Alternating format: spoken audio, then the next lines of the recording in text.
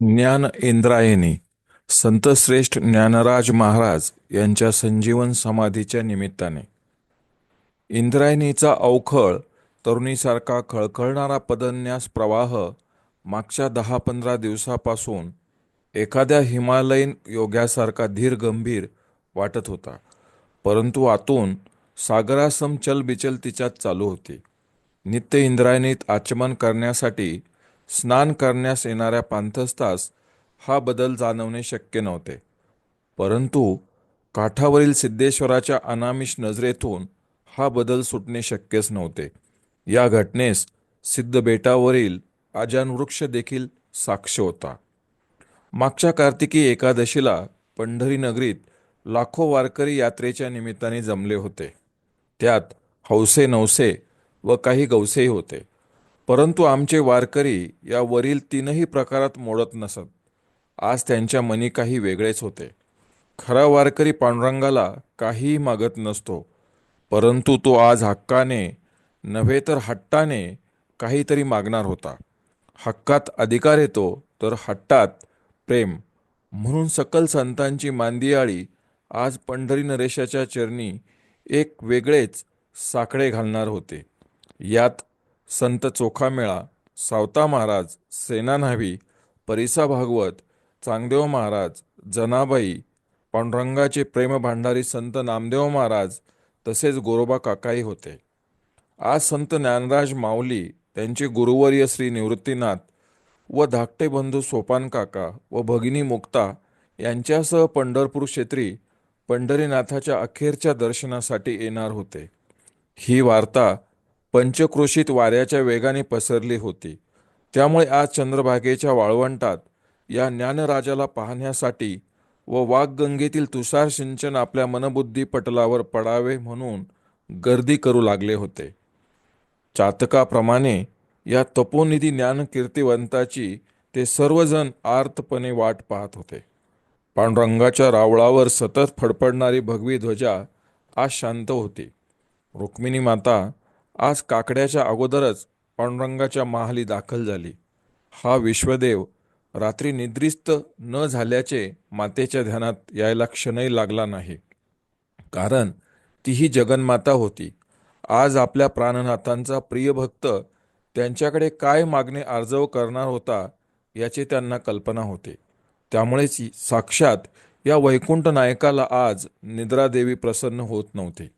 या घटनेची चलबिचल पंढरीनाथाच्या चेहऱ्यावर स्पष्ट दिसत होती. परंतु काही घटना या ब्रह्मदेवाच्या व देवाधिदेव महादेवाच्या आदेशानुसार घडणारच असतात हे पंढरीनाथाला काय माहीत नव्हते. परंतु पांडुरंगाचे व ज्ञानराजाचे अतूट प्रेमबंध रुक्मिणी मातेला ज्ञात होते. निसर्गाचे चक्र बदलण्याचे, विधिलिखित बदलण्याचे सामर्थ्य पांडुरंगात निश्चितच होते. परंतु जगरहाटी थांबवण्याचे कार्य पांडुरंग कसे काय करू शकेल? कारण जन्मता ब्रह्मदेवाने जितके श्वास दान केलेत त्या श्वासाचे रक्षण करण्याचे व्रत श्रीहरीने घेतलेले आहे. आणि शेवटी जे जे असे ललाटी ते न चुकेल कधी, हे भगवान शिव शुंभो ठरवित असतो, हे असे विश्वचक्र. पांडुरंगा शेजारीच जगन्माता रुक्मिणी विटेवर दोन्ही कर कट ठेवून समचरण स्थित उभे राहून आर्तपणे या भक्तराजाची वाट पाहत होते. खरं तर हे उफराटे होते. इतर वेळी भक्त देवाची वाट पाहत असतो, परंतु हा आमचा लोकदेव सतत भक्तांची वाट पाहत असतो. आणि आजची देवभक्त भेट तर अतुलनीय, अवर्णनीय होती. आणि तो क्षण उंबरठ्यावर येऊन ठेपला. प्रेमभांडारी संत श्रेष्ठ नामदेव महाराजांच्या हातातल्या विणेचा झनत्कार रावळात घुमला. पांडुरंग रुक्मिणीच्या हृदयातील आर्त स्वर प्रगटला गेला. नकळत डोळ्यातील आसव ज्ञानराजांच्या आगमनाप्रित्यर्थ जलाभिषेक करू लागली. पाठोपाठ धीर गंभीर शांत प्रसन्न मुद्रेने ज्ञानराज माऊलींनी राऊळात प्रवेश केला. पाठोपाठ गुरुवर्य श्री निवृत्तीनाथ, सोपान काका व मुक्ता आले. ज्ञानराज माऊलींनी पांडुरंगाच्या चरणास कवेत हात घालून मुक्तपणे अश्रू अभिषेक केला व आपल्या मनीचे हित पांडुरंगाच्या हृदयी घातले. मौनाची अक्षरे भली या न्यायाने ये हृदयीचे ते हृदय स्थित्यंतर झाले. ज्ञानराज माऊलींचा निर्णय पांडुरंगापर्यंत पोहोचला. रावळाची ध्वजा जोरजोरात फडफडू लागली. मंदिराची घंटा अनाहूतपणे अखंड तांडव करू लागली. मंदिराबाहेर तर चोखोबा गोरोबा सावतोबा जनाबाई गडबडा लोळू लागली. अखेर कोण कोणाला सावरणार आणि समजवणार. रुक्मिणी पांडुरंग भावविवर झाले. त्यांच्या डोळ्यातील दोन मोती आशीर्वाद रूपात ज्ञानराज माऊलींच्या मस्तकावर वेसावले व एक अनाहूत ध्वनी रावळात प्रगटला. तुळशी मंजिराचा सुवास विटेवरून दरवळू लागला. त्याबरोबरच शब्दध्वनी आकार घेऊ साकार झाले. ज्ञाना, तुझ्या निर्णयाचे खूप दुःख वाटते. मुखातून शब्द फुटत नाही. हृदयावरील भक्त लांछन व श्रीवत्स लांछन आश्चर्य देत आहे. तुझा निर्णय ज्ञानराजा मनास पटत नाही. जन्मापासून जनमानसांची अवहेलना झेलणारा त्यांच्यासाठी पसायदान मागून गेलास. 1400 वर्षाच्या चांगदेवासाठी 65 लिहून गेलास. संस्कृतातील माझी भगवद्गीता भावार्थ दीपिका रूपात लोकभाषेत निवेदन केलेस. स्वतःचे अनुभव अमृत केलेस. माझ्या विरहात विरहिणी गायल्यास. जनासाठी कलियुगात परमेश्वर प्राप्तीचा सोपा मार्ग नामपाठ अर्थात हरिपाठ सांगितला आणि माझी स्तुती आजवर कुणीही केली नसेल इतकी तू अभंग गाथेतून अक्षर केलेस. आता तुझे जन उद्धाराचे कार्य संपले, त्यामुळे तुझा जन्म सफळ झाला. केवळ वृद्धांनाच अगोदर जावे लागते हा जरी नियतीचा नियम असला तरी वृद्धत्वाचे काही प्रकार तुला सांगतो. वयोवृद्ध, ज्ञानवृद्ध, तपोवृद्ध, अधिकारवृद्ध व जन्मता वृद्ध. तू जरी वयोवृद्ध नसलास तरी ज्ञान, तप, वैराग्य व अधिकार वृद्ध आहेस. त्यामुळे या भौतिक देहासक्ती सोडून तू कायम विश्वात वास करणारा आहेस हे निश्चित. परंतु आज मी थोडा रीतिरिवाज तुम्हा वारकरी मंडळांच्या समक्ष मोडणार आहे. सतत तुम्ही भक्त माझ्याकडे मागता. आज ज्ञानराजा मी तुझ्याकडे काही मागतो आहे. चंद्रभागेच्या पवित्र वाळवंटात तू आज तुझ्या ज्ञानामृताने मला न्हाऊ घाल. सकल वारकरी जनमानस चंद्रभागेच्या वळवंटी जमली. संत नामदेव महाराजांसोबत ज्ञानेश्वरादी भावंडे, इतर सर्व 18 पगड जातीमधील संत श्रेष्ठ जमली आणि सोबतच पांडुरंग रुक्मिणी देखील रावळातील बडव्यांना न सांगता बाहेर पडली. संत ज्ञानराज आपल्या विनम्र स्वभावानुसार सकल विश्वास नमन करून आपल्या अमृतरूपी विचारांना चंद्रभागेच्या साक्षीने प्रवाहित करण्यासाठी उभे राहिले. तोच पैल तीरावरून माऊलींचा काक काव काव करत आर्तपणे माऊलींना साद घालू लागला. आयुष्याच्या अथपासून येतीपर्यंत शैवपंथाची गंगा वारकरी संप्रदायाच्या चंद्रभागेत आज कशी प्रवाहित झाली, वेळ कशी गेली हे कुणालाही समजले नाही. शेवटी रावळात देव नाही म्हणून बडव्यांनी उत्पात मांडला. म्हणून गरुडाने पांडुरंगाला सावध केले. तदनंतरच माऊलींची वाग्गंगा स्थिरावली. मनपवन वेगाने पंढरी नगरीचा संदेश चारी दिशांना पसरला. ज्ञानराज माऊली पुढील कार्तिकी उत्पत्ती एकादशीस अलंकापुरीत संजीवन समाधी घेणार ही वार्ता सर्वत्र पसरली गेली. जो तो आळंदीच्या दिशेने पावलं टाकू लागला. न जाणो माऊलींचा नेत्र कटाक्ष आपल्यावर पडलाच नाही तर, माऊलींचे शेवटचे दर्शन घडलेच नाही तर, या अनामिक भीतीने सूर, असुर, गंधर्व, भूचर, खेचर, जलचर, साधू, संत, सज्जन, दुर्जन, खल, नटखट सर्वच अलंकापुरीकडे मार्गस्थ होऊ लागले. माझा इंद्रायणीचा प्रवाह तर गोठूनच गेला. जेव्हा ही बातमी मला कळाली त्यावेळी मला काय करावे हे सुचतच नव्हते. विठ्ठलपंत म्हणजे ज्ञानराज माऊलींचे पिताश्री अलंकापुरी आले. सिद्धेश्वराच्या रावळात त्यांचे सिद्धोपंतांचे भेटणे झाले. रुक्मिणीचा म्हणजे माऊलींच्या आईचा विवाह विठ्ठलपंतांशी झाला. त्यांची संसार गृहस्थी ही या माझ्या ज्ञानचक्षूंनी पाहिली आहे. रुक्मिणीची बाल्यावस्था, तारुण्यावस्था, संसार अवस्था मी या उघड्या डोळ्यांनी पाहिलेली आहे. पाणी भरण्याच्या निमित्ताने ही माझी लाडकी लेक माझ्या इंद्रायणीवर नित्य येत असे. तिच्या प्रत्येक सुखदुःखाची मी साक्षीदार होते. सुखाचा चाललेला संसार अचानक कसा कोलमडला याचे अतीव दुःख मजला झाले. तिचा भ्रतार विठ्ठलपंत परमेश्वर प्राप्तीसाठी अचानक काशीच्या रामानंद स्वामींच्या आश्रमात नामखोटे सांगून चैतन्य या रूपाने वावरू लागला. रुक्मिणीच्या संसारावर हिमालयासम दरडच कोसळली. माझ्याच सांगण्यावरून तिने सिद्धेश्वर रावळाच्या समोरील सुवर्ण पिंपळाला नित्य नियमाने 1.25 लक्ष प्रदक्षिणा घालण्याचे व्रत आरंभिले आणि त्याच फलितातून रामानंद स्वामींचे या रुक्मिणीस दर्शन झाले व त्यांनी चैतन्यास पुनश्च विठ्ठलपंत बनवून संसार गृहस्थी केले. ही घटना अलंकापूर वासियांच्या मनात रुजली नाही. तेथील ब्रह्मज्ञांना संसारानंतर संन्यास व पुनश्च ग्रहस्थाश्रम मान्य नव्हता. म्हणून त्यांनी विठ्ठलपंत रुक्मिणीच्या आळंदी निवासावर ग्रामण्य लादले. त्यामुळे ते माझ्या दुसऱ्या कुशीत सिद्ध बेटावर वास्तव्यास आले आणि तेथेच त्यांचा संसार वेल बहरला. या वेलीवर निवृत्ती, ज्ञाना, सोपान, मुक्ता अशी फुले जन्मली. परंतु मुंजीच्या व ब्रह्मत्वाच्या अधिकारपायी स्थानिक ब्रह्मवृंदाने विठ्ठलपंत व रुक्मिणीस देहांताचे प्रायश्चित्त दिले व त्यांनी आपल्या मुलांच्या भविष्यापायी ते आनंदाने स्वीकारले व गंगेच्या प्रयाग क्षेत्री त्यांनी जलसमाधी घेतली. इतके सर्व घडूनही या मुलांची अवहेलना काही संपली नाही. संन्यासाची मुले म्हणून आळंदीकरांनी जी वागणूक त्यांना दिली ती मी कधीही विसरू शकत नाही. पैठण निवासी ब्राह्मणांकडून शुद्धीपत्रक आणावे या स्थानिक ब्रह्मज्ञांच्या आदेशानुसार ही चिमुकली अनवाणी पायाने व रिकाम्या पोटाने निघाली तेव्हा माझे मातृहृदय खूपच कळवळले.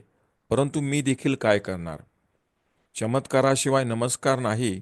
भूताभूती परमेश्वर मानणाऱ्या ज्ञानराजांनी पैठणहून शुद्धीपत्रक तर आणलेच, परंतु त्याबरोबर संतत्वाचे मानपत्रही आणले. हा सांगावा मला सर्वात प्रथम माझ्या भगिनीने गोदायने दिला आणि भावार्थ दीपिका, अमृतानुभव, विरहिणी, गाथा माझ्यापर्यंत अमृतवाहिनी प्रवरेने पोचविल्या. यशाच्या, परमार्थाच्या, प्रसिद्धीच्या सर्वोच्च शिखरावर असताना या माझ्या लेकराने अचानक सर्वांना आश्चर्यचकित केले. जसजशी उत्पत्ती एकादशीचा दिवस जवळ येऊ लागला तसतशी माझ्या हृदयाची कालवा वाढू लागली. माझ्या वाळवंटात इतकी गर्दी असूनही नीरव शांतता वाढू लागली. जो तो रावटी टाकून माझ्या कुशीत राहू लागला. बोचऱ्या थंडीतही मी या पंढरीनाथाच्या लेकरांना ऊब देत होते. आज एकादशी. सर्व वारकऱ्यांनी सिद्धेश्वराचे दर्शन घेतले. हरिहराचे अभंग गाण्यास सुरुवात केली. परंतु मला काही ज्ञानराजाचे दर्शन घडत नव्हते. त्यांच्या नेत्राचा कटाक्ष माझ्यावर पडावा ज्याला मी आजन्म नाहू माऊ घातले. जगाच्या अवहेलनावर मी फुंकर मारली. मुक्ताईने आर्तस्वरात ताटी उडा ज्ञानेश्वरा ही विनवणी मी ऐकली.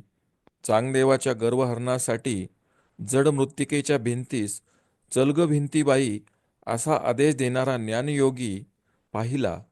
आज त्याला शेवटचा जलाभिषेक करण्याचे भाग्य प्राप्त लाभते की नाही ही शंका मला लागून राहिली. म्हणून माझे लक्ष त्याच्या पदन्यासाकडे लागले होते. सिद्धेश्वराच्या परिसरात एकादशीचा जागर झाला. सकल संतजन माऊलींच्या अभंग वर्णनात दंग होते, तर तिकडे ज्ञानेश्वरादी भावंडे आपल्या मायतातांच्या विठ्ठलपंत रुक्मिणीच्या स्मरणात सिद्ध बेटावर स्थिरावले होते. एकादशीचा जागर संपला. द्वादशीचा दिन उगवला. गरुडावर बसून पंढरपूरहून पांडुरंग रुक्मिणी सिद्धेश्वर प्रांगणात आले. सर्व संतजन दर्शनार्थी झाले. एकादशीचे पारणे फेडण्यासाठी भोजनाची सिद्धता सुरू झाली. रुक्मिणी मातेच्या स्वकरांनी ज्ञानराजांची भोजन सिद्धता सुरू झाली. दही भात, शिरा असा त्यांच्या आवडीचा स्वयंपाक तयार झाला. ईश्वरनिष्ठांच्या या मांदियाळीत स्वतः भगवंत व जगन्माता अन्नपूर्णा रुक्मिणी आग्रहाने सर्वांना घास भरवत होते. ज्ञानराजांचा काऊ एका आंब्याच्या डहाळीवरून कावकाव करत होता. ज्ञानराजांनी मंद स्मित करत त्याच्यापुढे दही भाताची 4-2 शीतं अर्पित केली. हीच त्याची व माऊलींची शेवटची भेट या जन्माची अखेरची ठरली. पांडुरंगाच्या साक्षीने द्वादशी सरली. संत नामदेव महाराजांनी समाधीची जागा निवडली. नामदेव पुत्र नारा, विठा, गोविंदा व महादा ती जागा स्वच्छ करू लागले. सर्वत्र गोमय गोमूत्र शिंपून जागा पवित्र करण्यात आली. कार्तिक त्रयोदशीचा सूर्यनारायण उगवला. अरुणाचा रथ आज जरा शांतच वाटत होता, अगदी माझ्यासारखाच, कारण त्यालाही माऊलीच्या दर्शनाची आर्तता होती. आजचा दिवस मावळूच नये असे त्याच्या अश्वांनाही वाटत होते. अचानक माझ्या शरीरावरील अष्टसात्विक भाव दाटून आले. अंगावर रोमांच उभे राहिले. शरीरातून घाम येऊ लागला. चक्षुतून अश्रुपात होऊ लागला. अंगास कापरे भरले. ओठातून शब्द फुटेनासा झाला. हातपाय इतके जड झाले की त्यात प्राणच राहिला नाही. नजरेसमोर दुरून ज्ञानराज माऊली वाळवंटातून चालत येताना पाहत असूनही चक्षु अश्रूमुळे त्यांची प्रतिमा नीटपणे निहाळूच शकत नव्हते. काय हे माझे मंद भाग्य! औचितपणे हाती चिंतामणी पडावा, परंतु अंधवृत्तीने फेकून द्यावा. कल्पवृक्षाखाली बसण्याचे भाग्य लाभावे, परंतु मतिभ्रंश होऊन त्यास एरंडाचे झाड समजावे. जवळच कामधेनू असावी, परंतु तीस वांज म्हणून खाटकास विकावे, असे हे माझे दुर्भाग्य. ज्ञानराज माऊली जसजसे माझ्या पात्राकडे येऊ लागले, तसतसे माझे मातृचक्षु उघडले जाऊ लागले. माझे पूर्वसंचित फळास आले. मला आता दिव्य दृष्टी लाभू लागली. ज्ञानराज माऊलींचा एक हात स्वयं भगवान पांडुरंगाच्या हाती, तर दुजा हात संत नामदेव महाराजांच्या हाती होता. पाठीमागे त्यांचे बहीण भाऊ व अपार संत वर्यांची मांदियाळी नीरव शांततेत चालत होती. आता माऊली मज नमस्कार करत पात्रात आले. हातात जल घेत सूर्यनारायणास अर्ध अर्पण करू लागले व नंतर दोन्ही हातात मज घेऊन मला पुनश्च नमस्कार केला व माझा जलरूपी नैवेद्य प्राशन केला. मी धन्य झाले. माझे जन्मोजन्मीचे सुकृत फळाला आले. 3 वेळेस माऊलींनी माझा जलाभिषेक स्वीकारला व ओलेत्या वस्त्र्यांनी माझ्याकडे मातृभावनेने वळून पाहत शांत मुद्रेने वाळवंटाकडे मार्गस्थ झाले आणि मीही इंद्रायणीने या माझ्या पुत्रास हृदयपूर्ण भावनेने चिरंजीव भव हा साश्रू नयनांनी आशीर्वाद दिला. पांडुरंगासोबत ज्ञानराज माऊली एक एक पाऊल टाकत सिद्धेश्वराच्या दिशेने गर्दीचा नमस्कार स्वीकारत चालले होते. संत सावतामाळी गर्दीतून मार्ग काढत माऊलींच्या चरणी लीन झाले व मोठ्या भक्तिभावाने गहीवरून त्यांच्या गळ्यात मोगऱ्याच्या फुलांचा हार अर्पण केला. ज्ञानराजांची नजर अजून कुणातरी भक्ताला शोधत होती. त्यांच्या ध्यानात आले, आपला हा चोखा आजही समाजाच्या चौकटी बाहेरच आहे. ते त्याच्याकडे गेले. चोखोबांचा आनंद गगनात मावेनासा झाला. चोखोबा माऊलींना काय देणार? त्यांनी माऊलींच्या चरणी साक्षात लोटांगण रूपी जोहार अर्पण केला आणि माऊलींनी चोखोबांची गळाभेट घेतली व आपल्या चरणातील खडावा चोखोबांना स्मृतीपूर्वक अर्पण केल्या. चोखोबांनी माऊलींच्या त्या दोन्ही खडावा हृदयाजवळ धरल्या. मनोमन नमस्कार करत डोईवरील मुंडाशात त्या बांधून ठेवल्या व श्रद्धापूर्वक जपून ठेवल्या. इतक्यात गोरोबा काका जवळ येऊन माऊलींच्या चरणावर अश्रू अभिषेक करू लागले. माऊलींनी गोरोबांना स्वतःच्या गळ्यातील तुळशीहार स्वकरांनी घातला, तर अचानक जनाई पुढे आली. तिने आपल्या साडीचा पदराचा काठ फाडला व माऊलींच्या करी राखीच्या रूपात बांधला व मनोमन प्रार्थना केली, ज्ञानदादा, तुझा हात माझ्या बहिणीच्या भक्ती प्रपंचावर सदा राहू दे. यावर स्मितहास्य करत माऊलींनी तिच्या केसाच्या खोप्यावर मोगऱ्याचे एक फूल माळले. वयोवृद्ध चांगदेव लहान बालकाप्रमाणे जोरजोरात माऊलींच्या चरणी हंबरडा फोडू लागले, गडबडा लोळू लागले. त्यांनी चांगदेवांना अलगद उचलून त्यांचा हात मुक्ताईच्या हाती दिला व आता हे तुझे लेकरू असे म्हणत चांगदेव महाराजांना आशीर्वाद दिला. एव्हाना सर्वजण सिद्धेश्वराच्या प्रांगणातून रावळात पोहोचले होते. गुरुवर्य निवृत्तीनाथांनी ज्ञानराजांच्या हातातील एक शुष्क निर्जीव काठी घेतली व तेथेच मंदिराजवळ रोवली. आज तीस आजान वृक्ष म्हणून प्रसिद्धीस पावली आहे. गहिनीनाथांनी ब्रह्मगिरीच्या कुशीत दिलेली नाथपंथाची दीक्षा सिद्धेश्वराच्या साक्षीने आज निवृत्तीनाथांनी ज्ञानराजास स्मरण केली आणि हीच गंगा आज इंद्रायणी चंद्रभागेच्या रूपाने वारकरी पंथात प्रवाहित झाली आहे. संत नामदेव महाराजांनी सिद्धेश्वराचा ढवळा नंदी सरकवला.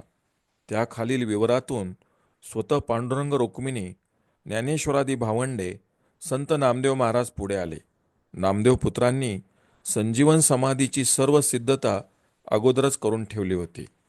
धूप, दीप, गंध, अक्षदा, सुवासिक, मृगाजीन यांची तयारी झाली होती. परिसा भागवतांनी मृगाजीन अंथरले, त्यावर जरीचे भगवे कपडे ठेवले आणि त्यावर स्वयं ज्ञानराज माऊली पद्मासनात स्थिरावले. माऊलींच्या समोर एक छोटेसे व्यासपीठ परिसा भागवतांनी ठेवले व त्यावर नामदेव महाराजांनी भावार्थ दीपिका अर्थात ज्ञानेश्वरी हा ग्रंथ ठेवला. या ज्ञानेश्वरीवर परिसा भागवतांनी आपल्या कुळ परंपरेतील परीस ठेवत माऊलींना शेवटचा नमस्कार केला. रुक्मिणी मातेने स्वकरांनी माऊलीचे औक्षण केले, तर पांडुरंगांनी स्वतःच्या गळ्यातील तुळशी हार ज्ञानराजांना मनोभावे अर्पण केला. गुरुवर्य निवृत्तीनाथांनी सोनचाफा, सोपान काकांनी मोगरा, तर छोट्या मुक्ताईने पारिजातकाचे फूल आपल्या या महान भावाला अर्पण केले व हृदयपूर्वक अखेरचा दंडवत केला. सिद्धेश्वराचा घंटानाद, रावळाची ध्वजा व इंद्रायणीचा प्रवाह निश्चल निशब्द झाला, कारण आता लोपला तो भास्कर. भौतिक रूपात नाही, पण संजीवन समाधी रूपात चराचरात ध्रुव अटल झाला होता. फक्त पैल तीरावरून काऊ आज आर्त रूपात माऊली साद घालत होता.